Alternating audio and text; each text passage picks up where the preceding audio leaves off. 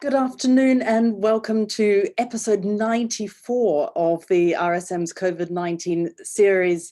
This one's simply entitled Omicron, and what good timing, I would say, after last night's announcements. This is the last episode of the year, and they will be back on the 6th of January. Wellbeing this winter, where to find support, which is looking at supporting wellbeing for NHS staff and featuring Dame Claire Gerada. The RSM rather, are doing a second Spotlight on Long COVID event on the 20th of January, featuring Elaine Maxwell and Bola Owalabi. So you are encouraged to register for that, and I will remind you again at the end of this. So this is Omicron, and we're going to talk about government reactions, world reactions, travel, vaccines, boosters. There are questions pouring in already, so we'd better get going. Let me introduce the two guests. Professor Peter Openshaw, Professor of Experimental Medicine at Imperial College, a specialist on the behaviour of deadly viruses and a member of NERVTAG, and Professor John Edmunds, an epidemiologist in the Faculty of Epidemiology and Population Health at the London School of Hygiene and Tropical Medicine. He is a Professor of Infectious Disease Modelling and a member of SPI-B, which you will all know by now is the behavioural modelling group which feeds into SAGE. We couldn't have two better guests given the timeliness and the importance of this mutation of Omicron. I'm going to ask you first, Peter, and then you, John, for your reactions to last night's announcements of Plan B. Does it go far enough? Will it give us time? That's such a difficult question to answer. I'm really glad, actually, that the government has responded relatively fast this time, rather than delaying measures for reasons that are maybe hard for us to understand. You know, we do know that that acting quickly and then reflecting at leisure is the right way to try to control outbreaks. I mean, whether these measures go far enough, I think is difficult to know. I think they're measures that we all are very glad to see introduced.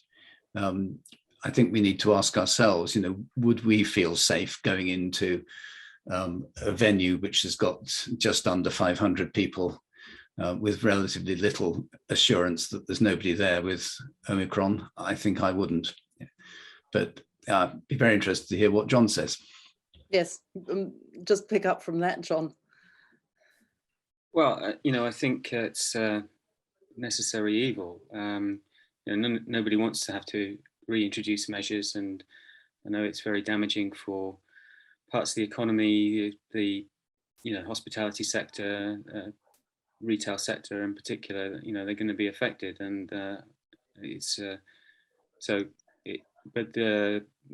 unfortunately we have to do it. The rate at which this virus is spreading now in the UK is really quite alarming.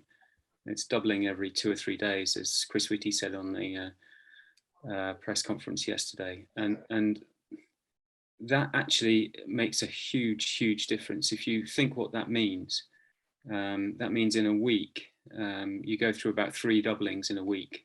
So the epidemic doubles, then doubles again, then doubles again. So and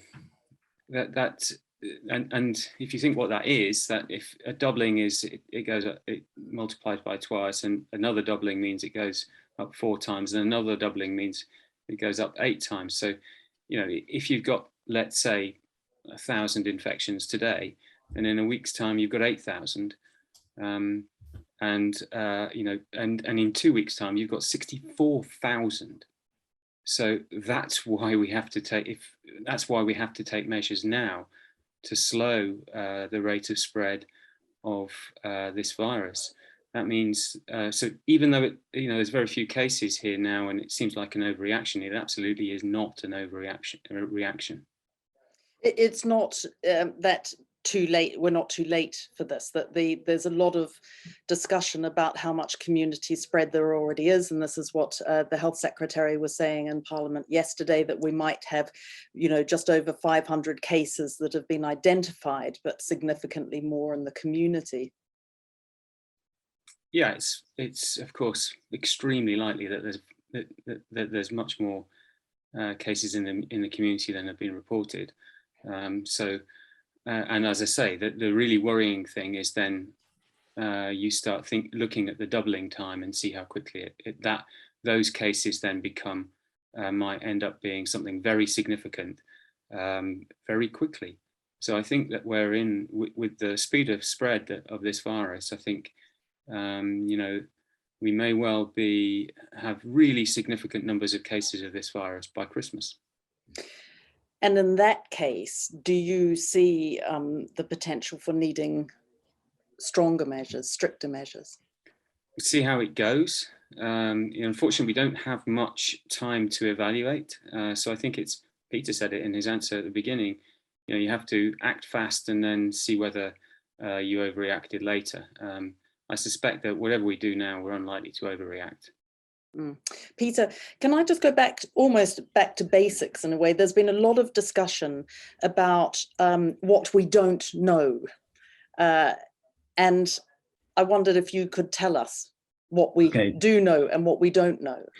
Yeah, maybe highlight a few things that I personally would really like to know. I mean, I think what we do know and what we've discovered with astonishing speed, courtesy of the South African colleagues, is the viral sequence and the changes in the sequence, particularly the changes in the spike region in areas of the spike that we know are target for antibody or which bind to the receptor, the ACE2 receptor.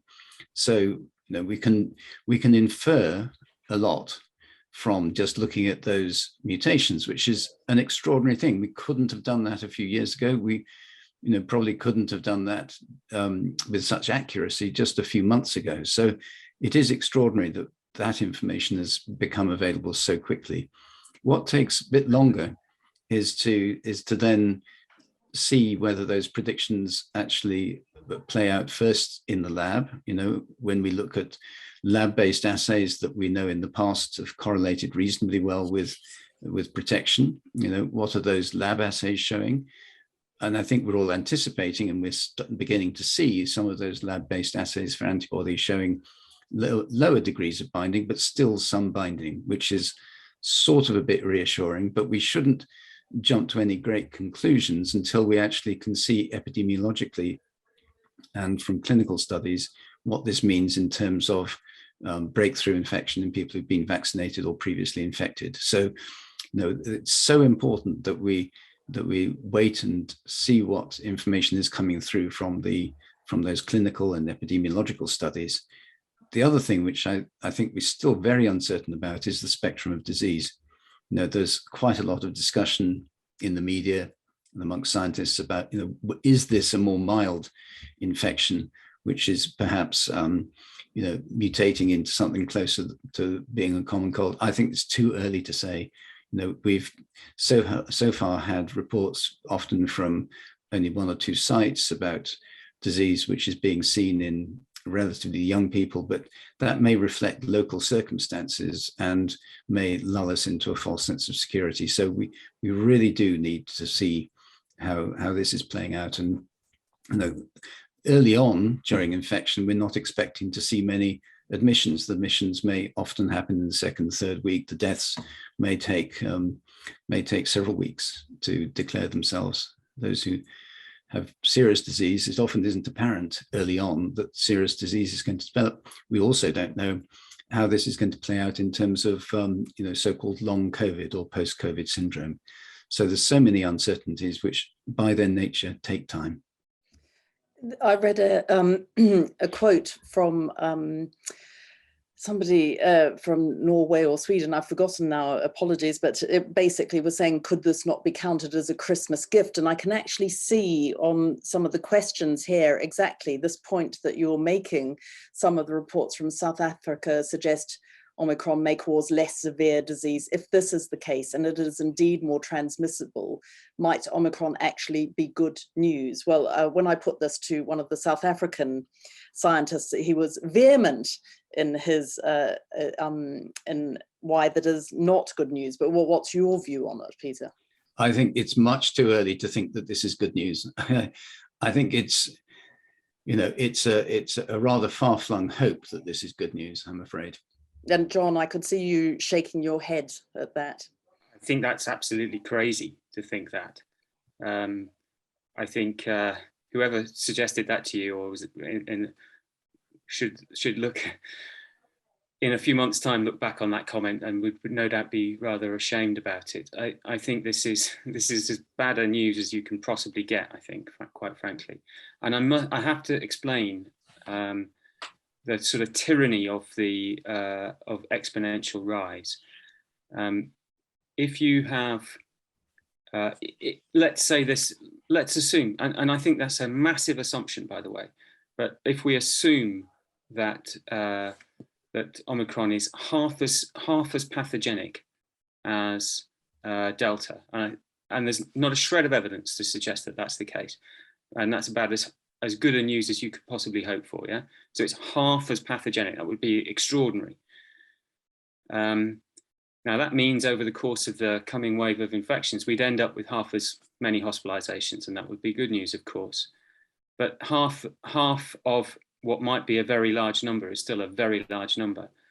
And also, just to think about it, if the thing is increasing exponentially, which it is, and doubling every 2 to 3 days, which it is, then the time, if you halve the hospitalization rate, then the time it takes you to get to the same number of hospitalizations is basically 2 to 3 days slower.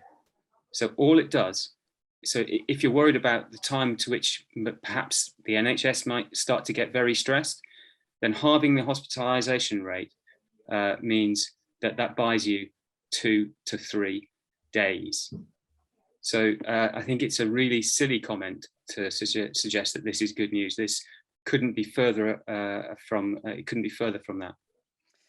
The SPI-M consensus statement last night said that the rapid increase currently observed suggests that Omicron-based hospital admissions alone could be in the order of 1,000 a day by the end of the year, and that is, I think, as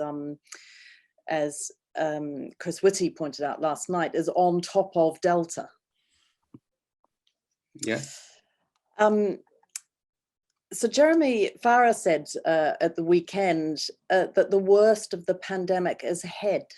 What do you think of that? I'm not sure that's necessarily true, unfortunately. We'll have to see where we get to. But this is a very severe setback. There's no question about that. I do think, I don't want to give people a misleading impression. I do think that the vaccines will offer some protection, particularly if boosted. So I think high levels of antibody titers are likely to offer some protection, particularly against severe disease. So I think it's absolutely critical that people get booster doses as rapidly as possible. That is our best defense. I think it will help, and it will help very significantly.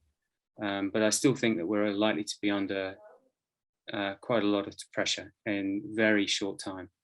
I wanted to ask you both, and I've got you here, John, and then I'll ask you, Peter, too, about your thoughts. We saw this very small study that had not been peer-reviewed from Pfizer, done on the Pfizer vaccine in South Africa, looking at 2 doses where there was a significant amount of vaccine evasion, and 3 doses looking okay. If not reasonably good. What could you take from that?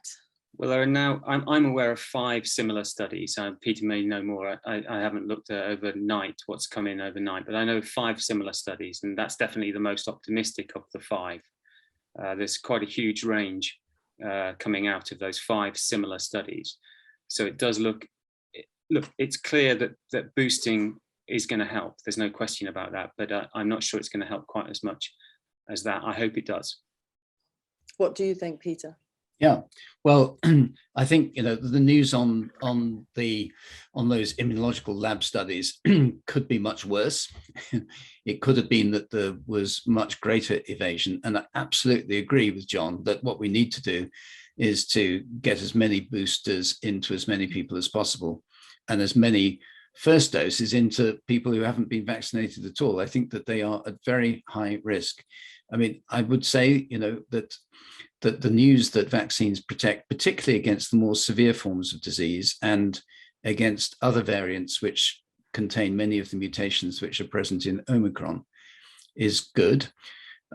So I think, we're absolutely confident that getting very high levels of immunity boosted by vaccination, or a combination of infection and vaccination with previous variants, is excellent. But of course, this won't help many parts of the world where vaccines are still in very, very short supply, or have been given to a very low proportion of the population. The idea of having this rather sort of supercharged version of a coronavirus now circulating globally, including in populations where vaccination is hardly really started, is quite terrifying. Yes, I don't know if this strays into the political arena, but where do you think, given where we are at the moment, given how slow the booster campaign seems to be? I think it's just a third of, or 36% of something of the population have had their boosters. Where do you stand on mandatory vaccinations? I've been thinking about this for a very long time. What could you do which would get those vaccination rates up?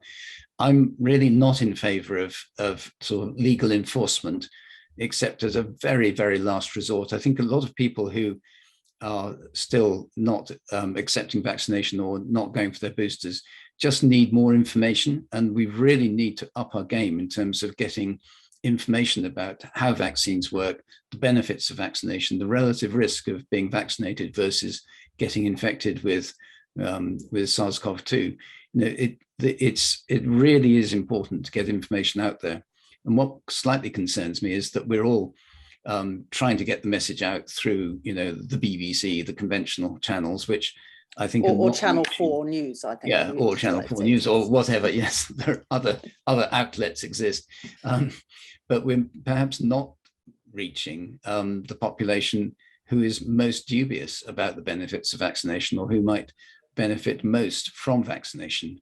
So I think, I really think understanding how vaccine deniers form their views and maintain their views is so important. We can do the best science in the world, but if people are just going to turn their back on it, that's a real problem. I can see again in the Q&As, somebody has written, my daughter-in-law is about to give birth and I think I am due to have a major operation, but she refuses to be vaccinated. How can she be persuaded to have the vaccination, and how might she and her baby be affected? Well, you've just talked about that there needs to be more work on that, but perhaps you could talk about how the baby might be affected and how she might be affected. Sure. I think the facts are abundantly clear now that being vaccinated in pregnancy is safe and is effective, and that people who are pregnant are at high risk, and that puts their babies at risk. And the baby will benefit from the vaccination in terms of passive transfer of antibody, both through the placenta after the 32nd week, and also in the form of colostrum and breast milk. So it's abundantly clear that vaccination is absolutely essential for people who are pregnant. I'm well aware, my own daughter has just given birth 5 weeks ago, and lives in Brighton, and I'm well aware that there is a lot of resistance to vaccination, not only amongst groups of pregnant women, but also amongst midwives. And there's many of her peers have been advised by their midwives that they should not be vaccinated. And I think that is a real failure of education, that we can't even get the right information out to the healthcare professionals with whom people like my daughter have been interacting. Yes, it was one of the slower messages to come out post the development of the vaccines, wasn't it? About where pregnant women stood on this, and I think that confusion has led to probably where we are now. I just wanted John to go back to the difficulties of for you as an epidemiologist, for all of you, about the difficulties of extrapolating from South African data. What is it that makes it more difficult to transfer then to what might happen here? Actually, I'm not sure it is so difficult. You know, if you look at, so they've had a very clear signal in terms of the speed of spread of Omicron in South Africa, and the doubling time in South Africa for the epidemic has been of the order of about 2 to 3 days. They have, and similar to here, in fact, it might even be slightly faster here. If you look at South Africa, they've come out of a very, very large Delta wave. So they had a huge wave of infections that finished over the last couple of months. And they've got various pieces of data that have shown that they've got high levels of immunity in the population, mostly as a result of natural infection, but also supplemented by vaccination. So since the summer, they've been vaccinating at quite a high rate. So they have, I think it's about 40% of the population has been vaccinated now, something close to that at least. So they have. So we knew already when this thing started to come, take off in South Africa, that they had a high level of immunity in the population, and yet it was still doubling every 2 or 3 days. And so I think you could immediately translate that to the UK and say, well, okay, we've also got a high level of immunity in the population, arrived at through a different route, mostly through vaccination, but still a high level of immunity. Could we potentially have something that would double quickly here? Yes, and that's exactly what we are now seeing. So there's some things I think you can start to extrapolate, but not everything. I think some of the severity indicators are difficult to extrapolate. First of all, you're not going to get very many hospitalizations. As Peter explained earlier, it takes a couple of weeks or so for someone to be hospitalized after being infected. So when, in the early part of an epidemic, you'll see very few hospitalizations. It takes some weeks for those to start to accumulate. In South Africa now, they are accumulating. So you see a very rapid increase in hospitalizations in South Africa, almost all of which are Omicron. So unfortunately, we are seeing hospitalizations coming through. Estimating the crude rate of hospitalization, these severity indicators, I think are very difficult to do and very difficult to compare between countries, because the population in South Africa is very different to the population here.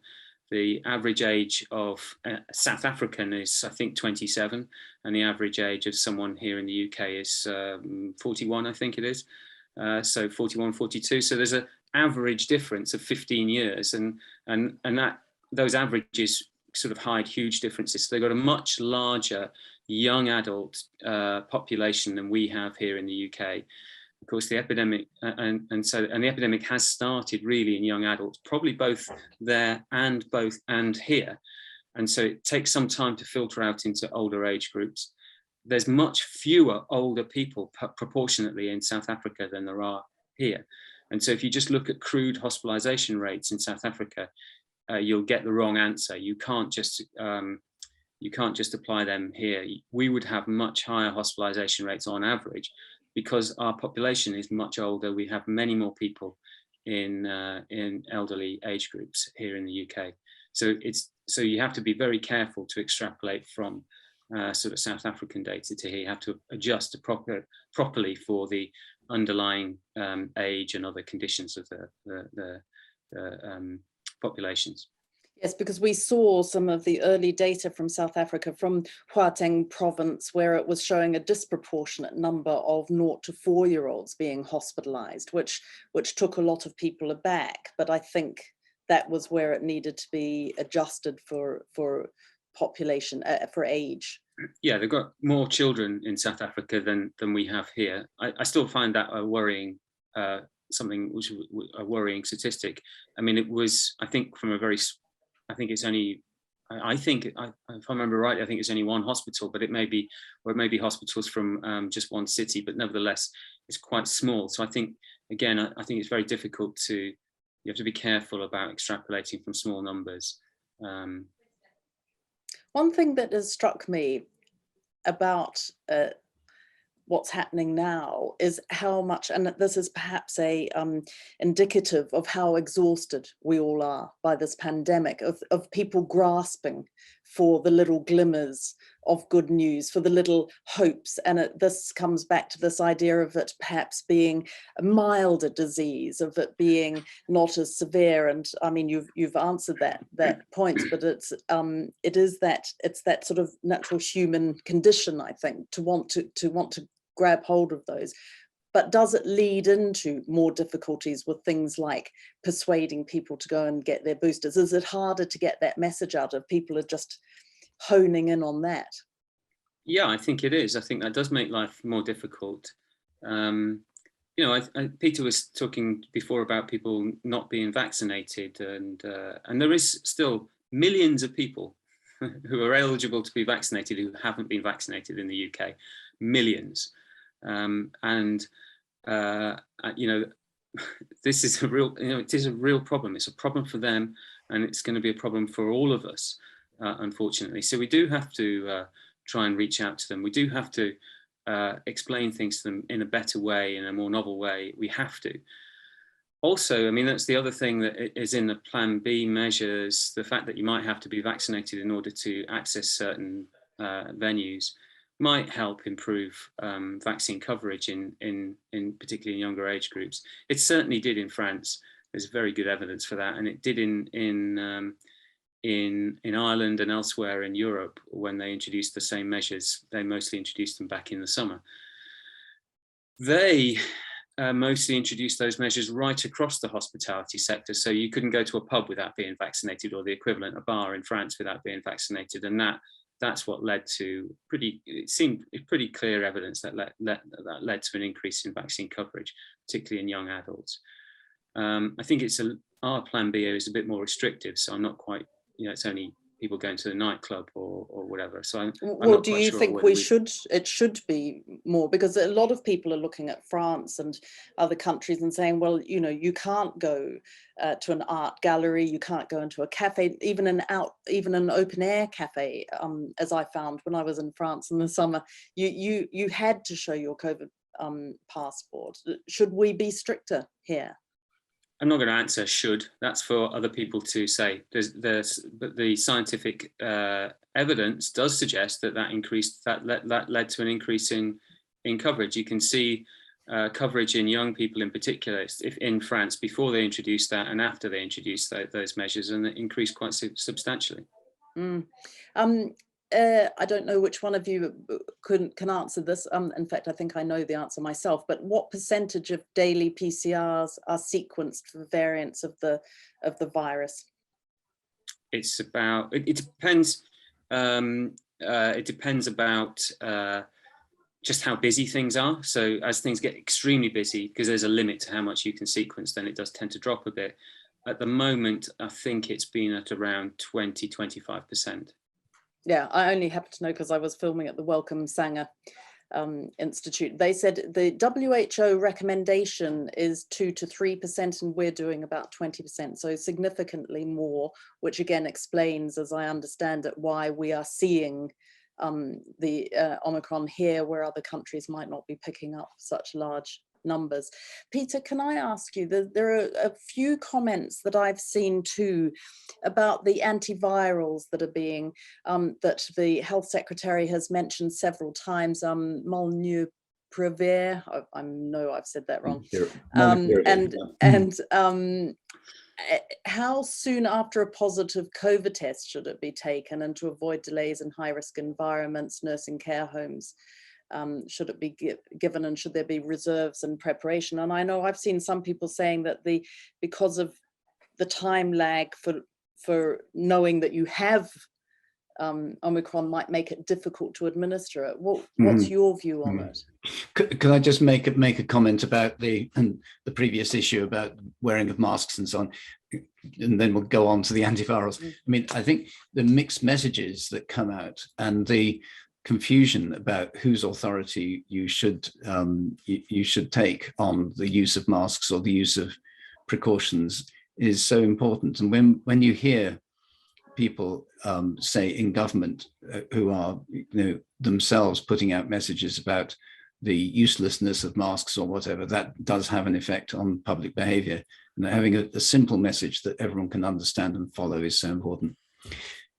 Going on to the issue about antivirals, I think these are, these seem extremely attractive, and there are people who seem to think maybe if antivirals are coming on stream, I don't need to get vaccinated, so I can have an antiviral. Why would I need to get vaccinated? I think it's important to recognize that there's very different use for antivirals from vaccination. Vaccination is vastly cheaper as a public health measure than the use of antivirals. We used antivirals very extensively in 2009, trying to sort of sterilize areas of the country where swine flu was breaking out. We had quite a large stockpile of oseltamivir, in particular, Tamiflu.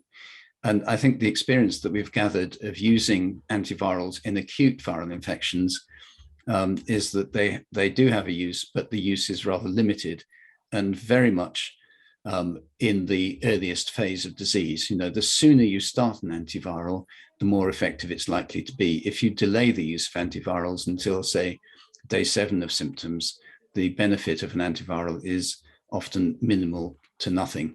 The other thing to say is that the cost of a course of molnupiravir, or one of the other current antivirals that are looking for licensing, is going to be something like $500 to $700. So the economics of supply of antivirals is by no means trivial. It could be that the government has negotiated a very good price because it has pre-purchased a lot of antivirals or has agreements which are going in place to pre-purchase. But how you get antivirals to people, say, within 48 hours of onset of symptoms, which is probably going to be the target, is the real issue. And should this be done as a national, well-run clinical trial, which I think would be my preference, or should we be just handing these out? How do you do it? Do you do it through GPs? Do you do it through pharmacies? There are all sorts of logistic issues to the supply of antivirals. And I think, although they will have an important place, we mustn't think that these are in any way something which is going to mean that we don't have to take all the other measures that we know work, including vaccination and other measures to reduce transmission. So the various government announcements on this then giving a sort of slightly false hope that people will just be able to take this pill and everything will be all right. I think that would be the wrong impression. I think that we were so successful in many ways with the vaccine task force, and I think that many people thought that we could do exactly the same with the antiviral task force, and that was going to be an equivalent body with equivalent effect. But I think it's very important to acknowledge that there is a place for antivirals, but it's by no means just something which will replace other measures. What's your? Oh, sorry, go on, John. Well, just if you look at the numbers, I think they announced plans to purchase a few 100,000 doses. I think. Yeah. But if you think about how many cases of let's take Delta, the virus with, we report something like 50,000 cases of Delta every day. So you would use up a few 100,000 cases. If you gave everybody an antiviral, you'd use up your stockpile of a few 100,000 doses of antivirals within a few days. So it's not going to be, they're not going to be given to everybody. There's no question. I mean, they did say, I think in last night's release that it's for immunocompromised and for the elderly. Yeah, exactly. So they had narrowed it down, but even then I was reading sort of a degree of concern that you, because of that window between when you have to take it and when you actually know you've been infected, that even reduces the number down even further. Can I ask you, John, there's an interesting question here which says, given the known limits to lateral flow tests accuracy, does their continued use make sense? Where do you stand on lateral flow tests, and do we know the effectiveness of it with Omicron? We don't actually. I've heard some anecdotal evidence that that they work, but I haven't seen any actual data. I suspect that they will. And again, I think from people from the from the sort of sequence and analysis, then I think most people suspect that they will work perfectly fine against Omicron. How well do lateral flow tests work? Well, actually, they work exceptionally well. They're an incredibly useful tool. I think they've had a very poor press for some reason. It is undoubtedly the case that they are less sensitive than the PCR test. But there's a strong argument to say that the PCR test is actually oversensitive in many respects. And so there's three things that you can look at. So you can look at, you've got your lateral flow test that is measuring antigen. You have your PCR test that is measuring fragments of RNA, viral RNA, which may be still in your bloodstream or may be detectable, from your nose or whatever, significantly a long time after you were finished being infectious to others. And then there's culturing of the virus. So if you put a swab up someone's nose, can you culture the virus? Can you grow it in the lab? And that's probably the closest relationship to being infectious. If you can actually take a swab and grow the virus in the lab, that shows that virus really there was infectious virus on that swab. Now, if you look at the correlation between the lateral flow and culture, it's almost perfect. So if you're culture positive, if you take a swab and you can culture a virus off it, it almost always turns out to be the lateral flow would almost always turn out to be positive. And if you can't culture it, the lateral flow will almost always turn out to be negative. So actually, it's extremely good measure of when you're infectious to others.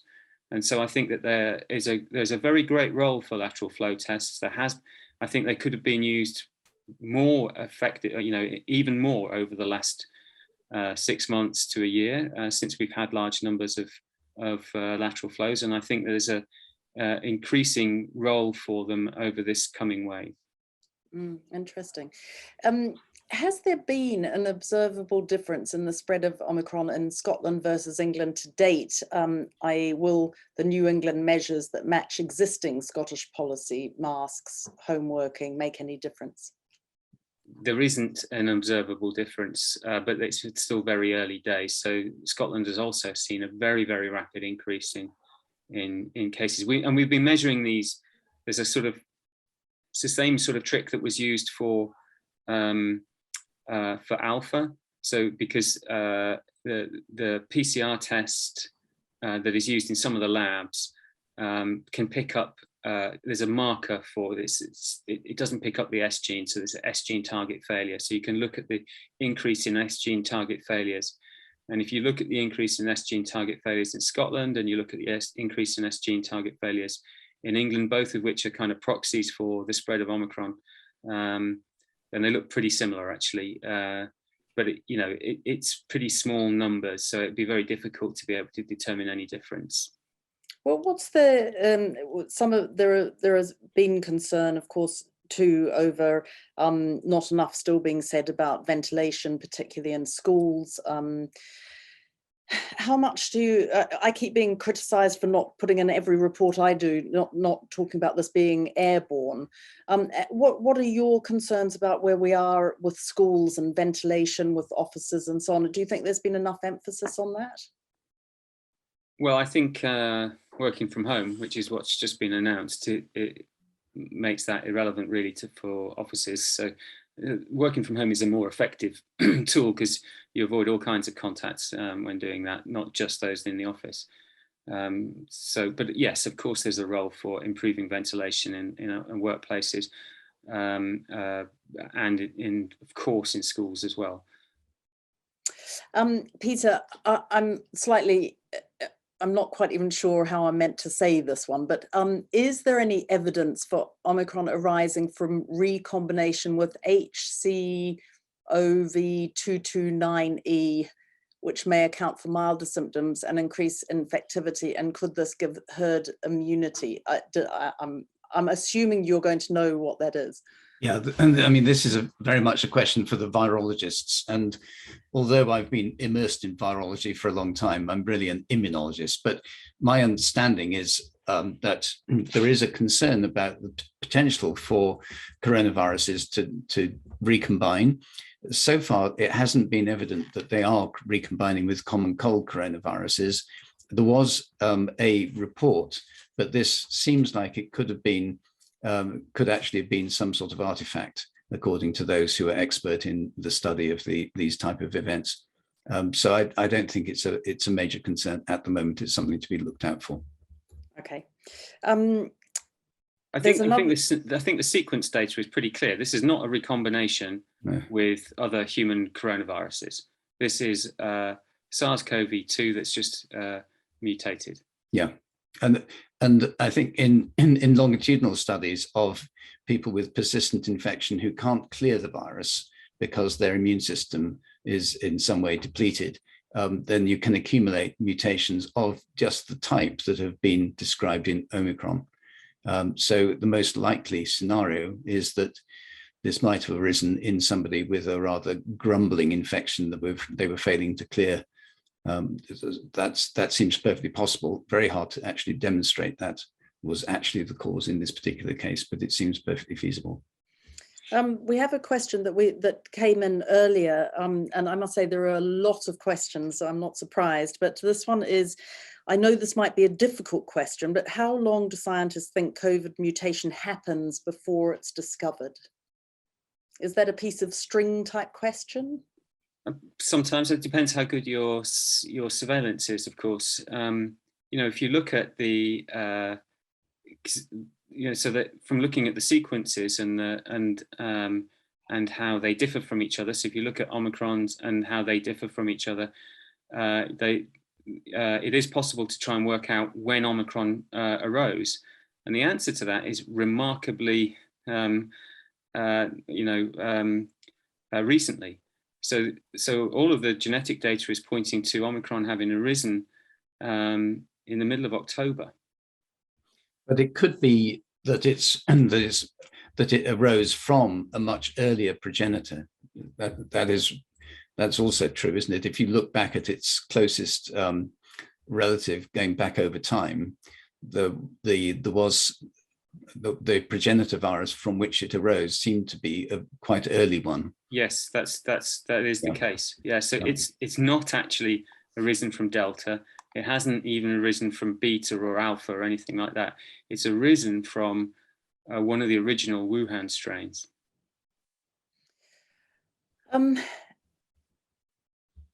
What are I'm not quite sure which one of you wants to take this, but what are the benefits or disadvantages of a booster 3 versus 6 months after the second dose of the COVID vaccinations? I mean, this is a JCVI question really, but John?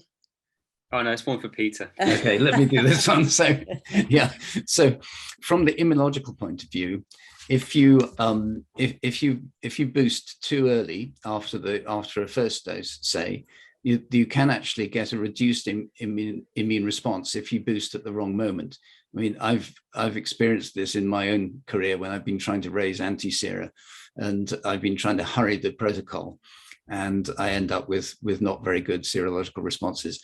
So in the AstraZeneca trials, they had the opportunity to see what happened if with various different intervals between the first and the second dose, because it was a sort of evolving trial where they were seeing how it went, and then they were coming in with more doses.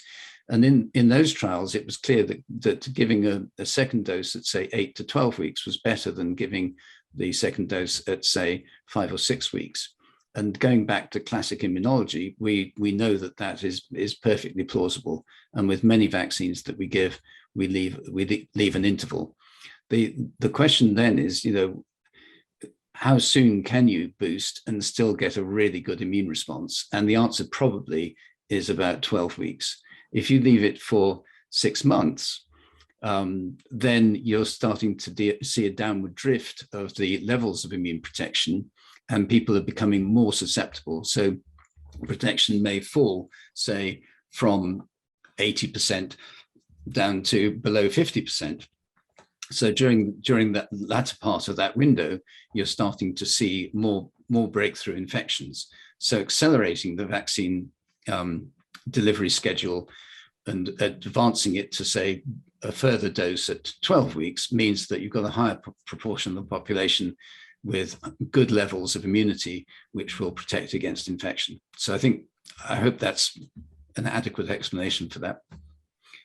Where are you on the vaccinating from 5 years up? Do you think that given some of the early data out of South Africa, do you think that will inevitably happen? It's obviously contentious going into childhood vaccination. I mean, I think it's clear that originally, when we first were looking at the epidemiology, it wasn't particularly being sustained by amplification in schools and school-age children. More recently, it does seem that, for various reasons, the very high rate of infection is being seen in school-age children, and to my mind, the uncertainties of the long-term effects of being infected by SARS-CoV-2, whether you're an adult or a child, are much more worrying than the potential medium to long-term adverse effects of being vaccinated. I think we have to acknowledge that these vaccines are not completely benign, and there is a low rate at which you will see, say, transient mild myocarditis or pericarditis, but that to me is much less of a worry than the complications of catching COVID. So, I've been on the side of vaccinating children for some time, but I'd be very interested to hear John's take on this. Yeah, I completely agree. I think the main evidence, so there was this thing, Peter quite rightly said, wasn't any evidence that schools were playing much of a role in transmission, or school-age children were playing much of a role in transmission, or schools were, but that was actually, most of that evidence was collected at a time when schools were actually closed. Yeah. Closed schools for 6 months, and in the early part of the epidemic, and people said, oh, look, schools don't play much of a role in transmission, they're closed. I think once we reopened the schools last September, it's pretty obvious that they play a very important role in transmission, and this wave of the epidemic that we've had since June, the Delta wave, has been driven really by school-age children. School-age children and young adults initially, and then over the summer when we started vaccinating young adults, they became less, so from the autumn onwards, they became less of an issue in terms of transmission, and transmission has really been concentrated in school-age children, mostly secondary school-age children, who I do think are more likely to spread the virus than primary school-age children. But now that distinction has really dropped away, and now you see equivalent rates of infection in primary school age children as you do in secondary school age children, probably because we've got such high rates of immunity, or we've got higher rates of immunity in secondary school age children because they've had higher rates of infection over the autumn, and we've now started to vaccinate them. So I think overall, much of the Delta wave has been driven, unfortunately, by children, and every child who is infected will expose an adult. They must. They all live at home with adults, so they will. Every single one will expose an adult to the coronavirus, and so from that, transmission can occur. Particularly if you're unvaccinated, if the adult is unvaccinated, but even with vaccines, they don't offer 100% protection, and that's how it's leached out into the rest of society, and we've had a large number of cases, over the last few months, very high numbers of cases, and unfortunately high numbers of hospitalizations, and unfortunately 100 to 150 deaths a day. So I'm not saying all of that has been driven by children, but much of it unfortunately has. So from taking a population perspective, I think it's pretty clear we do need to vaccinate our children as well as everybody else. From five up? Or... I think so. I think if the vaccine is licensed, I don't see a strong reason why it shouldn't be used. It's licensed elsewhere. It's not licensed here in the UK. It's licensed in Europe for use in children. I think also in North America.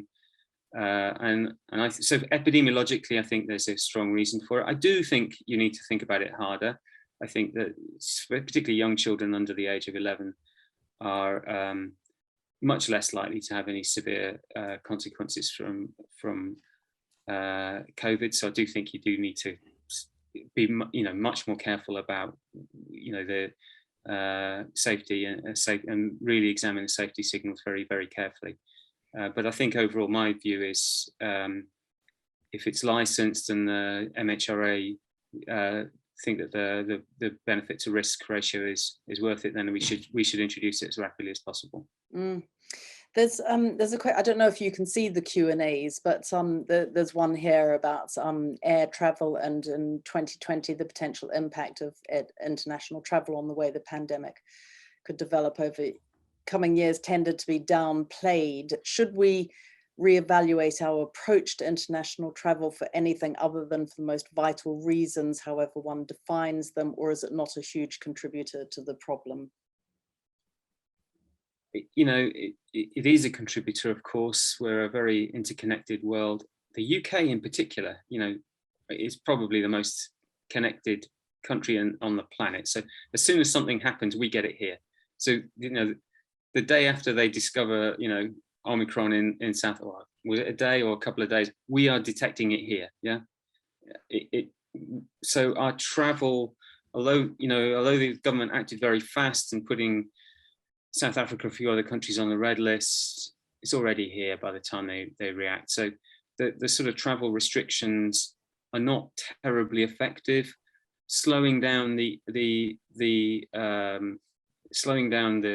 rate of import into the country does help, but as you can see, it's already spreading very effectively within our communities now, and so the travel restrictions are not going to really do much now.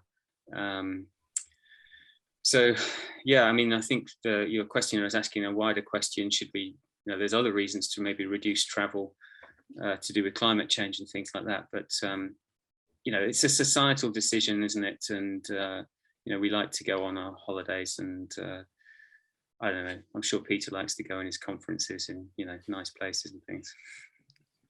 Do you, Peter? I have been known to travel to a few conferences. Yes, but I do think there has been actually a huge change in the way in which we can interact internationally online, and so much that we used to do by traveling we can do without traveling, and I think clearly at the moment we just need to try to limit travel to the absolute essential, I would say. I'm just going to ask this next question, although I think we touched on it right at the beginning, but it's been upticked so many times. Are there any documented cases of severe disease or hospitalization with Omicron in fully immunized people? In fully immunized people in South Africa or here? Well, in the they UK? haven't specified that. I don't know whether we've got any hospitalizations yet at all in the UK, just simply because it's so quick. It's only just sort of arisen here, and therefore, it takes some time for. It takes a couple of weeks for people to get sick enough to be hospitalized. We've been hunting for cases in the ISRIC 4C study, and have been struggling to find cases so far. Yeah, there have been in South Africa from the Gauteng province, and now from some of the other provinces. But as far as I remember, no deaths, fortunately, so far. And there have been a lot of them on oxygen, not ventilated. But that's very small data, as we keep saying, out of South yeah, and it's Africa very early. So because it takes a couple of weeks for the Mm-hmm. severe end of the spectrum of disease to arise, you're not going to see it yet. No. And unfortunately, if we wait, because this thing is doubling so quickly, if we wait until we see significant numbers of cases in hospitals here in the UK, so we can really start to estimate the severity indicators, it will be far too late to act. We're running out of time, so I'm going to ask you both, because I think it's an interesting question. I mean, the questioner has said, can you give 3 scenarios for how the pandemic might play out over the next 2 years? You don't have to give 3 scenarios, but do you have a couple of scenarios you could give us, John? Over the next 2 years? Yeah, I don't know why they've chosen 2 years, but let's go with it. Yeah, I think we're certainly not out of the woods. You see this, I think over the next 2 months, we're going to see a really rather large wave of Omicron. We're going to get a large number of cases, and that will result in a large number of hospitalizations. And unfortunately, it will result in a large number of deaths. I'm pretty sure of that. So that's over the next couple of months. What happens next? It's pretty clear the virus hasn't done with evolution. Yeah, it's going to continue to evolve. I think I've long thought that what we'll start to see is that the virus evolve towards being more of an immune escape than necessarily more transmissible. So the early alpha, for instance, was not much of an immune escape, but significantly more transmissible. Not so much beta, but delta again wasn't much of an immune escape. It was a little bit of reduction in vaccine efficacy, but much more transmissible again on top of alpha. So that was the early evolution of the virus. And I've long thought that what we'll see is the virus to evolve to be more of an immune escape once we have high levels of immunity in the population, because that's the selective pressure acting on the virus. I think that's what we've just seen. So Omicron is definitely significant, is able to evade much of our immune wall of resistance, not all of it, but it is able to get around some of it. And I think that's probably the way that the viruses will continue to move, shifting to get around our defenses, mainly through evading the immune response. And that requires then updating of the vaccines as is happening already. I'd be very surprised if we didn't have to do that. Where do you sit on this, Peter? What's your thoughts for the next couple of years? No, I completely agree with John. I mean, I think, we did anticipate from the start that the initial evolutionary pressure was going to be towards enhanced transmission, and that would then be replaced by evolutionary pressure put on the virus by the immune response as it built. In terms of where it's going to go, I would say, that we know that many viruses, if you introduce them into a naive population, are going to be more severe in later life, and that over time, as this becomes a virus to which everyone is exposed in childhood and then maybe gets reinfected during later childhood and their teens and through to adulthood, and when they become parents, as it beds in and becomes part of the sort of landscape of viruses which we encounter, I think it's still going to be, a significant cause of serious lower respiratory tract infection, and it'll become one of the viruses that enter the differential diagnosis when somebody comes in with, say, a winter flu-like illness. That seems likely to me that it will happen over time, but how quickly that will happen is a bit difficult to anticipate. Well, that comes back down to that question that nobody wants to answer, is how many deaths is acceptable to society that where we see in flu pandemics, that we will see. But I do think we need to properly have this discussion, though. It's something that's been swept under the carpet for many, many, many years, and I do think now is the time to properly have this discussion within society. But who should have that discussion? Because you certainly I remember more than a year ago putting this to Patrick Vallance and Chris Whitty, and they probably quite rightly say, well, that is a political and societal discussion. It is a political decision ultimately, of course, but I think as citizens we ought to feed into that. I had to do a speed awareness course the other day because I got caught speeding, and they were trying to frighten us with statistics, and they said, well, there's 1,500 people die on British roads every year, and I was thinking that's 10 days of COVID at the moment. Yeah. So you look at all of the measures that are put in place to slow you down, and the impact that it has on society, and the cost it has on society. And, you know, I'd much rather drive at 80 or 90 on the motorway. You know, you get where you're going quicker and stuff. But look at all of the cost and all of the traffic lights and all the speed bumps and everything else to slow drivers down. Yeah, and having to wear seatbelts. You know, and people were objecting to that when that came in 30 years ago, whenever it was. Yeah, you know, oh, that's an imposition on my rights. Okay, but you know, it slowed you down and reduced the numbers of deaths. Look at all of the cost of that, and we're getting 1,500 deaths a year. We have 1,500 deaths in 10 days for COVID at the moment. We've been running at that level since August. It's Freedom Day. Yeah. I'm afraid that we're going to have to stop this there, but I have this wonderful vision, John, of you saying to the speed awareness teacher, "Don't you know who I am?" Trying to blind you with data. Thank you so much for an absolutely brilliant session. And there are so many more questions that we haven't got to. But I hope we got a general flavour of it, and it has been absolutely fascinating. Can I just remind everybody, as I said, that this is the last episode of the year, back on the 6th of January with an episode on well-being this winter with Dame Claire Gerarda, and doing a second spotlight on long COVID, which you've mentioned, Peter. It's very important, on the 20th of January, featuring Elaine Maxwell and Bola Owalabi. So please do register for that.